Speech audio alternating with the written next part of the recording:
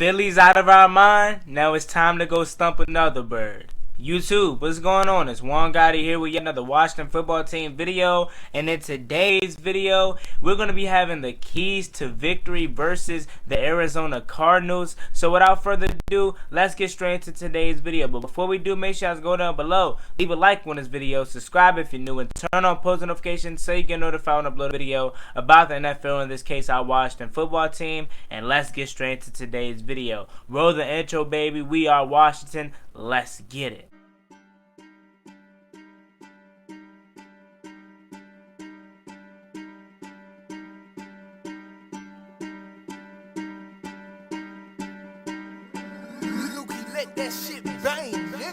Where all my Washington fans at?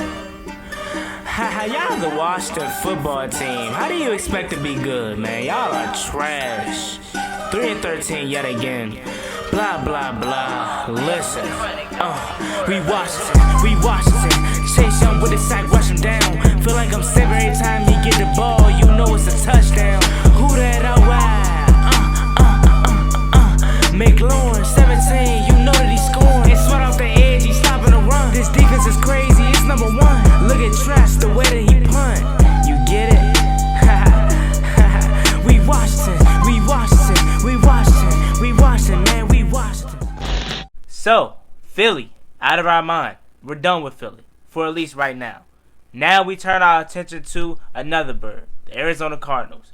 What are the keys to victory versus the Arizona Cardinals? Before I even get into the keys of victory versus Arizona, I have to shout out Ryan Kerrigan. Ryan Kerrigan was named the NFC Defensive Player of the Week this past week, and just the accolades just keep coming from Ryan Kerrigan. Not only did he become the all-time franchise sack leader this past Sunday, he is now one of the NFC East Players of the Week for Week 1, I should say. Or is the NFC East Player of the Week for Week 1, I should say. No, he's not the little FedEx thing that they talk about. He's the actual NFC Defensive Player of the Week.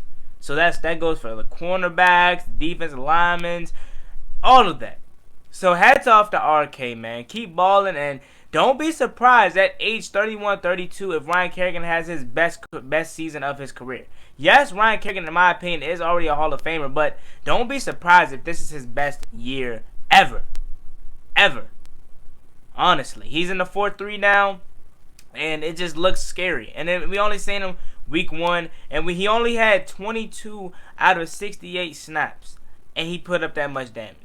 So, just imagine if he, played every snap. Obviously, we don't need him to do that. But if he was, just imagine the numbers he would put up. Next thing I wanted to talk about before we get to the keys to victory is Arizona's coach, Cliff Kingsbury. Cliff Kingsbury was talking to the Washington football team media. When asked about the defensive line, he said it gives him anxiety. To think about Montez Sweat, Chase Young, Deron Payne, Jonathan Allen, Ioannidis, Ryan Kerrigan, it gives him anxiety. And I like that feeling. So, with that out the way, let's get into these keys of victory. Hey, man, I'm feeling good today, aren't you? We're giving teams, head coaches anxiety about our defensive line. That's what I want to happen. Now, the first keys to victory to beat the Arizona Cardinals, because they're coming off a win also versus the San Francisco 49ers, which is impressive, the NFC champions from last year.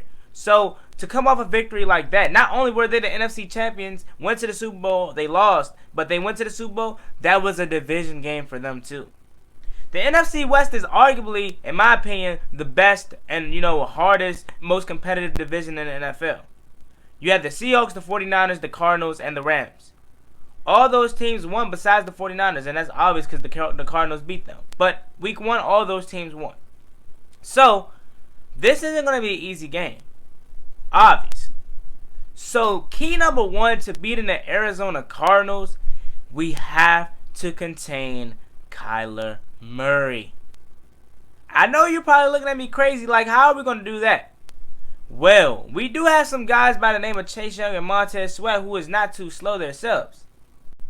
If you can correct me if I'm wrong, a couple years ago, Montez Sweat ran a 4.4 at the draft. So, he not slow. Chase Young didn't run his 40, but we know he's not slow either. Those guys are in the 4.3, 4.4 ranges, I should say. So, we know they could get to him. We got to contain Kyler Murray because it's no stopping him. Let's be real. He's going to get off some places. He's going to scramble for some yards, some first downs. But we have to contain him. We got to contain him. We have to contain him. We have to contain him. We have to contain him. That I'm going to keep saying that until Sunday comes. Because I don't think a lot of people realize how good of a dual threat Kyler Murray is. Now they're starting to realize it. But, last year, obviously, it was a first year. And they didn't really see how good of a dual threat he was. But he is really dangerous.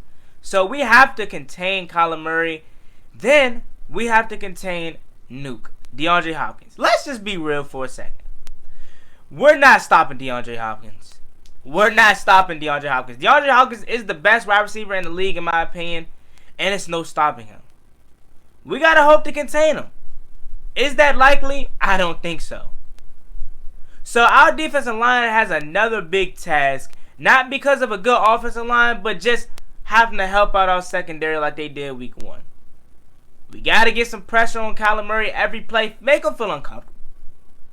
The guy is 5'8", 5'7". I'm taller than Kyler Murray. Or should I say I'm the same height? Taller, same height. I don't know. I feel like I'm taller than Kyler Murray. But that should tell you. One hit, this guy is going to be scarred. I don't pray for no injuries. That's why I'm not saying he's going to get hurt. I'm saying he's going to be scarred. He's going to see Chase Young coming at him. John Bostic up the middle. All of our guys. This guy is going to be hurting Tuesday morning. Or Monday morning, I should say. So, we have to contain Kyler Murray. We have to contain DeAndre Hopkins. I don't think it's going to happen, but we only can hope to pray. We only can hope to pray that it happens. We get Kendall Fuller back this weekend, hopefully.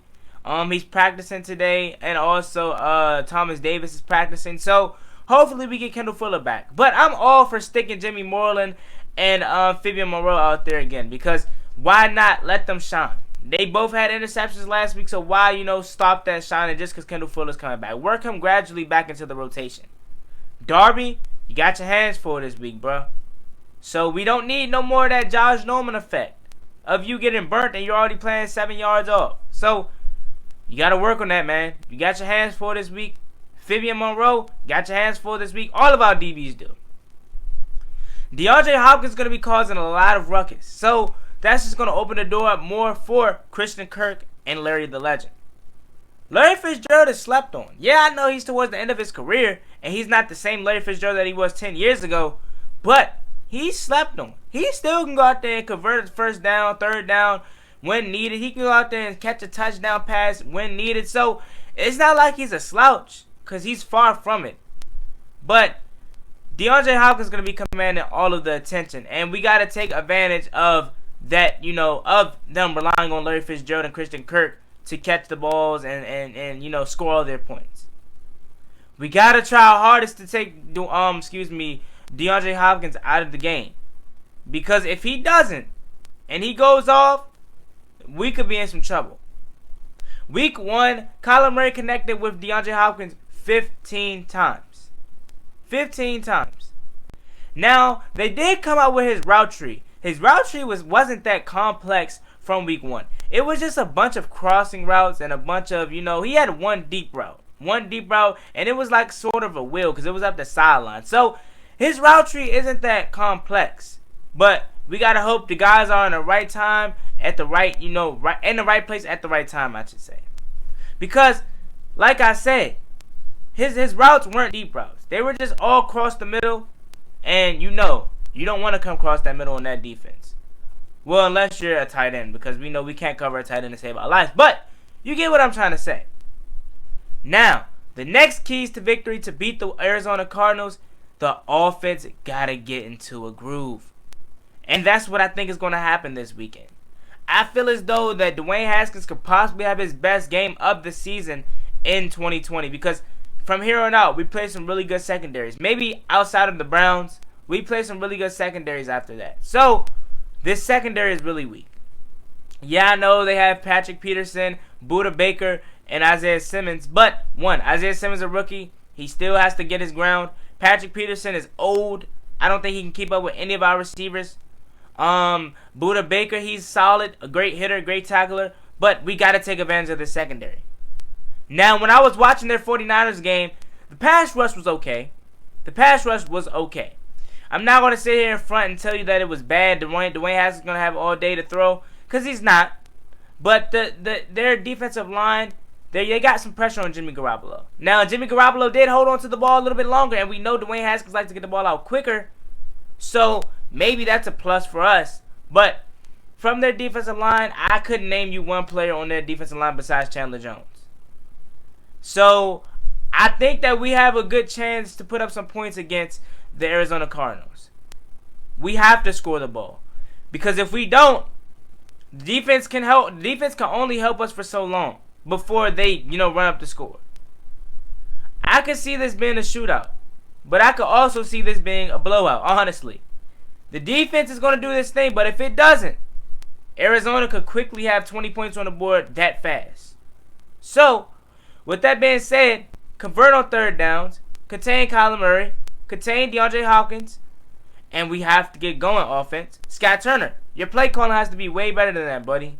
It has to be way better than that, because week 1, your play calling wasn't bad. It was just you called the plays in the wrong moments. What are we doing running a read option with Dwayne Haskins? Yeah, it was open on one play, but it was like I said again. You called that play in the wrong times. Why in the hell were we running a read option with Dwayne Haskins and J.D. McKissick and he pitches it back, gets stuck? That's just bad play calling. You know what I'm saying? It's not like we have a Lamar Jackson. So we can't do plays like that all the time. Maybe here and there, but not all the time. So, Scott Turner, your play calling has to be way better, much better. So, I just want to come on here quickly to not only thank my boy Ryan Kerrigan, or congratulate my boy Ryan Kerrigan, but I just want to come on here and give you guys a couple keys to victory. At first, before I seen week 1, I had us beating the Eagles, of course, before injuries happened. And I had us losing to the Cardinals. This is way back before the season was even close to starting, or even had a chance to come back. I had us losing to the Cardinals because of how good their offense is, I should say. But after seeing week 1, my opinion has changed. Now, if we lose, I won't be surprised. But of course, I'm not going to root for my team to lose. So I feel as though we can squeeze this one out too. But I am going to stand on my opinion. I feel as though we might lose this game, but I'm not going to root for my team. Screw that. I'm not going to root for my team to lose. I have us winning 27-13. The same score as the Eagles, as my Eagles prediction. I have us winning 27-13. Contain Kyler Murray. Make him feel it all game like y'all did Carson Wentz. And we should be good. Offense get in the groove and convert on third downs, please. Scott Turner making offensive play calling way much better. And we're really going to be good. I said this earlier, and I'll say it again. This defense is crazy. We already know that. When this offense gets into its groove, and I say you'll probably give it to week 4, week 5 until it gets in its full groove and full potential, we could be a playoff team. We really could. So, don't be surprised if we are a playoff team if this offense can find its groove. So, as always, it's me, boy Juan Gotti. Like, comment, subscribe, help to the Washington football team. I can't wait for Sunday. See you guys there. And don't forget, don't forget, I will be streaming the game. Make sure you guys come chill with me. Peace.